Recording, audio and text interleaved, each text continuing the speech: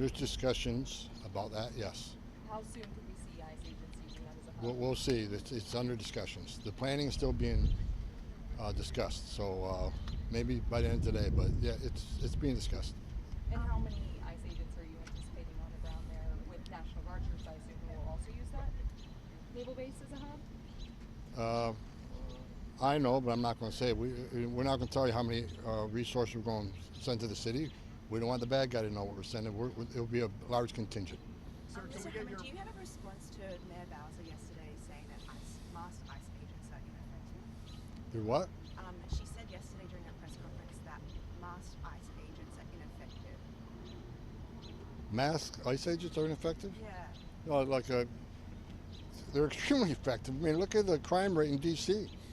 President Trump's going to make D.C. the model city of the world. I mean, this is a capital, the greatest capital in the world where it has to be an example of the whole world, and the crime rate's already dropped significantly. It's not based on data. It must be based on her skewed opinion, because I see the numbers every day. They're doing a great job. DC's much safer today. She ought to be, if she had an ounce of integrity, she'd be thanking President Trump for making DC safer again. Sir, there are reports from different parts of the country that you have criminals now putting on masks, dressing in ersatz, police gear, ballistic vests, and whatnot, and robbing people. How should Americans be sure that if they're approached by someone wearing a mask, wearing a vest, pointing a gun at them, that's a police officer, an ICE agent, federal agent, and not a criminal? Well, the criminal's been wearing masks for a long time. I mean, I saw groups like Antifa commit thousands of crimes over the past few years wearing masks, and no one complained about it. But look, every ICE officer has insignia on their HSI or ERO. And I can't prevent someone from making pretend they're. I've seen in my career, I've seen people paint a car as a Border Patrol color. Unfortunately, that happens. We'll hold them accountable when they're caught. But the bottom line is, I don't particularly like masks, but the ICE officers need the mask because their families are being doxxed. And believe me, I know, because I'm a victim of it. Their families are being doxxed, their children are being doxxed, their families are being put in harm's way. But no one asks the question, why didn't you got all these legislatures out there want to pass laws that prevent ICE from wearing masks? Meanwhile, I don't see any legislation in Antifa on masking, or these people do these violent counter protests. It's not just protests that turn violent and attacks ICE officers. No one's asking for legislation to take their mask off. So ICE agents are doing what they got to do to make this country safe again. So they're doing a fabulous job. It's a dangerous, important job. But their families are being attacked. And I know for a fact, because my family's been attacked. I support them wearing masks. And a lot of it's based on, that question should be given to the lawmakers on Capitol Hill, Democrat lawmakers who want to compare ICE to racists, the Nazis. It's just disgusting, because ICE is enforcing the laws they enacted. If Congress don't like what ICE is doing, they can certainly change the law. And the protesters, the ones that turn violent against ICE, why don't they go to Capitol Hill and protest Capitol Hill? They wrote the law that ICE is enforcing. So any member of Congress to call ICE a racist or a terrorist for enforcing the law they wrote is disgusting on every level. They shouldn't be a member of Congress. Mr. Homan, the other day in the cabinet meeting, the president talked about trying to find the right balance between the president's tough immigration policies and also helping out American farmers who rely on undocumented migrants to pick their crops. What does that compromise look like from your perspective? I'm not going to get ahead of the president on that. I'm discussing that with people, but until the president makes a final decision, I'm not going to get ahead of him. I'll support what the president comes up with. Again, this is a job of Congress, right? If there's a need for these workers to be into the country, we have a lack of those workers, and Congress has certainly improved the visa program. But I'm not going to get ahead of the president. I'll wait till the president makes his final decision, and we'll go from there. Sir, how many people are still detained at Alligator Alcatraz, and do you still see a role for that facility? It's about 50% full right now. First of all, I disagree with the judge who made that decision. I went down there. I walked through the detention areas where these people sleep and live. I saw a clean facility, a well-maintained facility. I went to the medical center and talked to the nurses there on staff, looked at the medical facility. It was great. I even asked, what if there's a serious situation here? Can you handle it? And they can. And if it got too serious, there's a helicopter right there on premises to take them to the nearest trauma center. That's better than a lot of U.S. citizens have. And I even went to the cafeteria and I actually looked at what they were serving for lunch that day. I opened it up and looked at it, and it was good food. And you know, the whole environmental concern, I was briefed by the person running the facility that all the waste is removed from that facility every day, taken off-site and removed from the facility. And as far as the complex itself is built on existing infrastructure, the runways and the airport was already there. These are just off-site facilities. Now I'll say this, I thought it was a great transition facility, but I do think ICE needs more brick and mortar facilities. We've got the money now to build infrastructure, like we're building the wall and other things down there. We need permanent facilities. But I think, you know, I'm thanking Governor DeSantis and the other governors who are stepping up saying, we want to help you build detention facilities because they're affected by the last 4 years of an open border and all the criminals that release in this country. So I welcome the governor stepping up and helping us with these transitional facilities. Mr. Homan, as the president talks about sending the National Guard into other cities like Chicago, is this a way to target sanctuary cities? No, I think you're sending to, National Guard would be in cities that have crime problems. But I'll tell you this, I was in LA when that whole thing started there, and I was there the first couple of nights, and I'm glad the president sent the National Guard to Los Angeles. Los Angeles is a safer city today because of what President Trump did. The men and women at ICE were physically attacked, the facility was physically attacked, that housed aliens that were arrested, that put them in danger. After 2 days, the governor of California and Mayor Bass not taking action, President Trump did. He made the right decision. So National Guard, they're not out there, being the head of enforcing immigration law. They're assisting ICE and ICE operations to help with the infrastructure, intelligence, transportation. ICE officers are making arrests, but as far as the National Guard going to cities and making it safe again, I see great success in Washington, D.C., and I agree with the president sending them to cities that have a high crime rate. If these mayors choose to not address the crime rate, President Trump is going to. He made a promise to the American people, and that's why he's sitting in the Oval Office. American people put him in there because he promised to make America safe again. That's what he's doing. Mr. Homan, why hasn't that happened in New York yet, considering you called for ICE agents to be more present in New York? We've had an increase in ICE presence in New York. What about National Guard? Do you think they should be sent in the next few I won't get ahead of the president and where we go next. Mr. Homan, is Can I ask a question there about hard data on crime reduction numbers due to deportations, self-deportations, and the removal of criminals from the United States? Yeah, there's been several studies by several groups here in D.C. The crime rate has dropped down in areas where we've done surge operations. I don't have the exact numbers in front of me, but look, not every illegal alien in this country is a public safety threat, but many are. For that percentage that are, when we deport them, that makes the city safe again.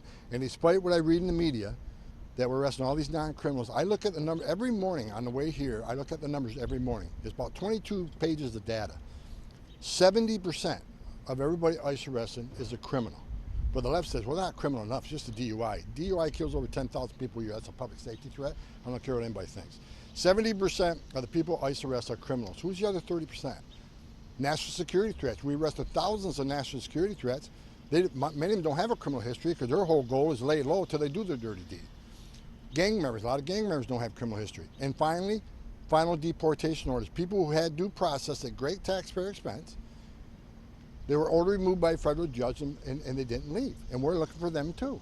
Because we're sending a message to the whole world. It's not okay to enter this country illegally, it's a crime. It's certainly not okay to ignore a judge's order after you've been given due process. The message we're going to send, we have consequences. And one of the reasons we have such a secure border right now is not only because of great work the men and women the Border Patrol have done, and the president signed executive orders like remain in Mexico and ending catch and release. A part of the success of the most secure border in this nation's history, because we're showing the world there's consequences.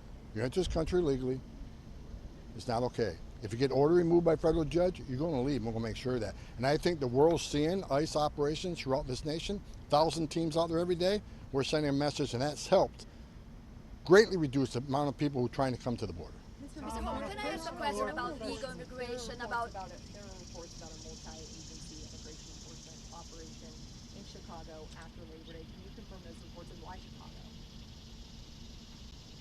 Look at the crime rate in Chicago. I mean, when this administration first came to power, Brandon Johnson, mayor there, He says I wasn't welcome in Chicago. Where was I the first day? Chicago. And I was up there in operation. I remember that first day, if I remember the numbers right, the first day we took like 9 predators off the street. Sexual child predators off the street. We arrested members of TDA. We arrested Trendo, Iowa.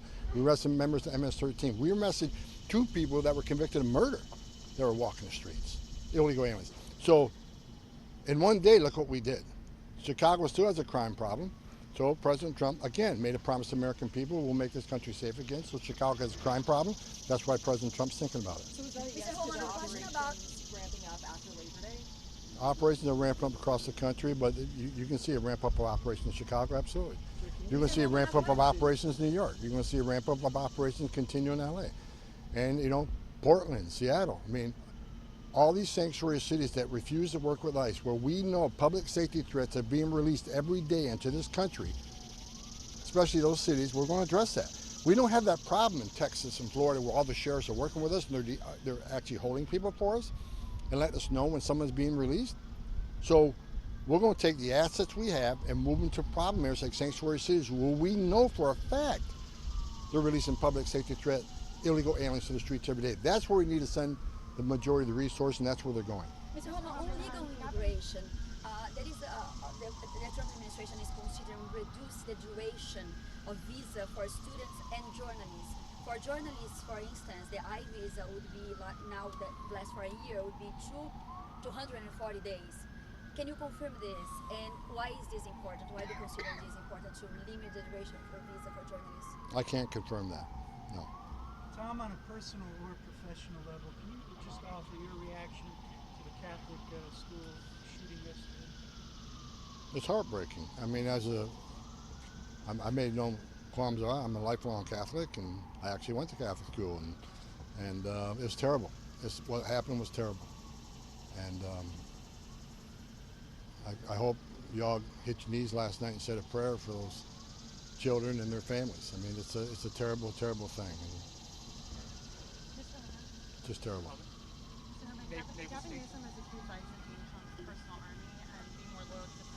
Gavin Newsom is an embarrassment to the position he holds. Heart stop. If he had an ounce of integrity, he would be calling President Trump and thanking President Trump for making LA safer. He'd be calling the head of ICE and thanking them for the thousands of criminals, public safety threats they've taken off the streets of California. He'd be calling the Secretary Noem and thanking her. If the data proves it, anybody can look at the data who we've arrested in California, he ought to be thanking us. So Governor Newsom he's an embarrassment to the position he holds, and he's trying to be relevant apparently, whatever. But we're going to be in LA today. We're going to be in LA tomorrow. We're going to be in every California city. We'll be in San Diego. I was in San Diego, Seattle, Portland last week, meeting with the men and women at ICE to understand the hate being pushed against them, letting them know that the president has their 6. I have their 6. They're going to keep doing the job without apology. So Governor Newsom can stand by and watch President Trump make California safe. Do you think that alligator Alcatraz was a waste of money now that it's being shut down? No. I think the judge made a bad decision. I was there. And it's a transitional facility. It's not a long-term facility. It's a transitional facility. I thank the governors who are stepping up and saying, let us help you. Because they felt the wrath of the last 4 years of open borders. 4 years. 10.5 million people come in this country. Most of them released in the nation, right? And again, I'll say it again. Not every illegal alien is a public safety threat, but many are. But we have the most secure border in the history of the nation today because of President Trump and the men and women of the Border Patrol and the men and women of ICE. This country is safer. And with illegal immigration down 94 to 96%, you all know this, there's been studies done to say 31% of women that make that journey get sexually assaulted by the cartels.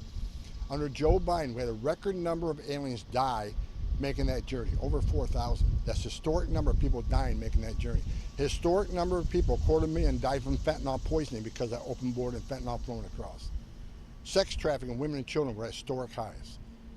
Number of known suspected terrorists, over 400 just on the southern border, an historic high.